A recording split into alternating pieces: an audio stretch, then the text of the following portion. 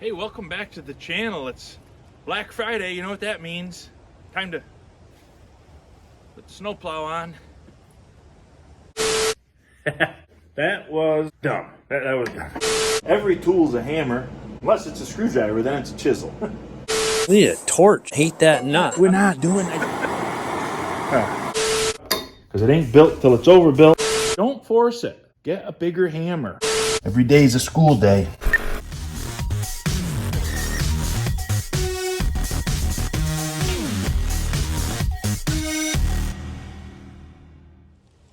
Yeah, I don't know what everybody else does on Black Friday, but I put snowplow on. My wife's not around. I don't know what's going on there, but I can get my work done without being bothered. See? As you can tell by the tools and broken parts laying on the hood, it's going just about normal. I've already melted a lot of wires under here and a lot of wires out here. Figured out, I'm pretty sure the pump is seized up. So, you know, I gotta take that apart. It's fun. It's not fun. I'd like to be sitting in a tree stand right now, but gotta have snowplow. So judging by the smell of melting plastic, the voltmeter in the truck going down to zero nearly, and all of this being hot, superheated, and the motor itself actually is still hot, and it's been quite a while. Pretty sure this is toasted, or at least seized up. Maybe I can just wail on it a bit once I get it off, free her up. But I think first thing I got to do is get it off there. I've already started trying to take it halfway apart. That doesn't work. This doesn't come off very easy. So I'm just going to take the whole thing off where I can get it in out of this confounded wind. Sorry. But look at, whenever you're putting wires on, this is a pet peeve of mine. All right. Maybe it's just me, but always stack them by order of wire gauge. Okay. Biggest wire first, next biggest wire nextest, and then smallest biggest wire lastest. All right. I assume that's the order of importance by their fatness. It's just a little thing, okay? It's just a little thing. All right. Allow me to explain myself, okay? The only reason they put big wires on anything, because bigger wires are more expensive. The only reason they put them on is because it's a big amp draw, right? So if you got your big wire connected here, and it's running through this little tiny light gauge connector to get to where it's trying to get to, and then the connection gets a little rusty or a little bad or something, it's just another layer of crap that it has to try to go through to make the motor work. So don't make it. Put the biggest one closest to the draw and then work your way out. It's not a big thing, but it's a thing. Okay, so I'm inside, at least where it's warm.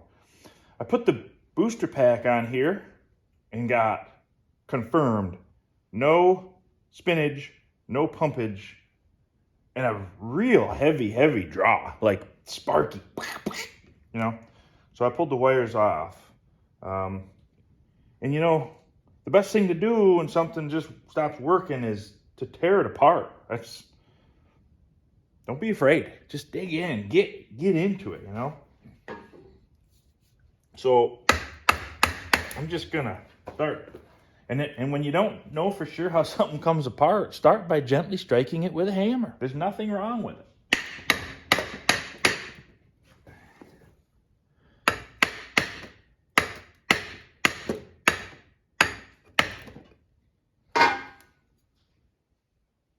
Ooh, it's cruddy. It's crusty. It's nasty. Well, I can tell for sure that the brushes, they're gone. Let me show you. I mean, if you don't know anything about electric motors, this is the commutator and these are the brushes. And this is where the juice gets from the non-spinny part to the spinny part.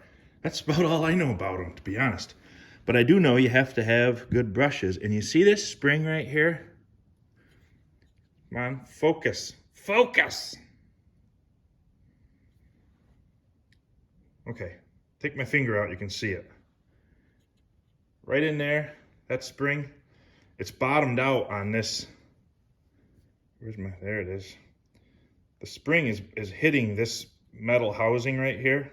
It shouldn't be. When the brushes are good, newer-ish, they're longer, and I can't do it, there's no room, but they'll push that spring out. There's supposed to be a gap there, because that spring should be pushing the brush into the commutator. This one has pushed and worn the brush down until it bottomed out. And the brushes are kind of busted up. I don't know if some rust and crud had gotten in there and spun around or what, but they're probably done. Let's tear it apart more. I mean, really, comes to the point where this thing's messed up anyways. Might as well. Ooh, some crusty, rusty stuff. That's neat. That's what happens when you store your plow outdoors and don't cover it at all. This is an old, my dad bought this plow brand new, but we're talking about 2002, so this is, what, 21 years old? That's about right.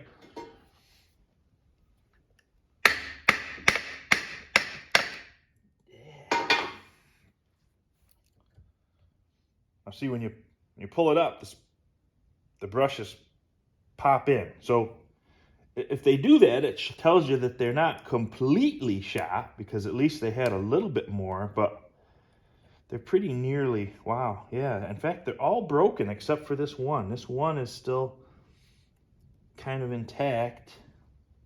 All the rest of them are smashed. Pretty bad.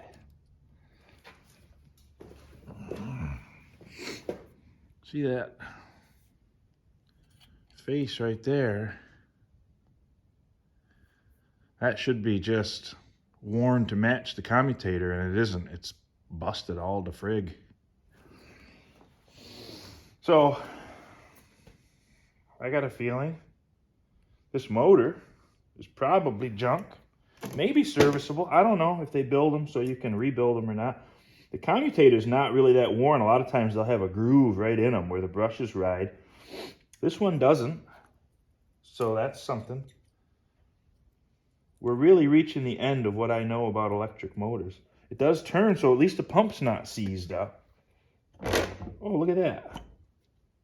See? Always just tear stuff apart. Don't be a scared. There is a local, semi-local,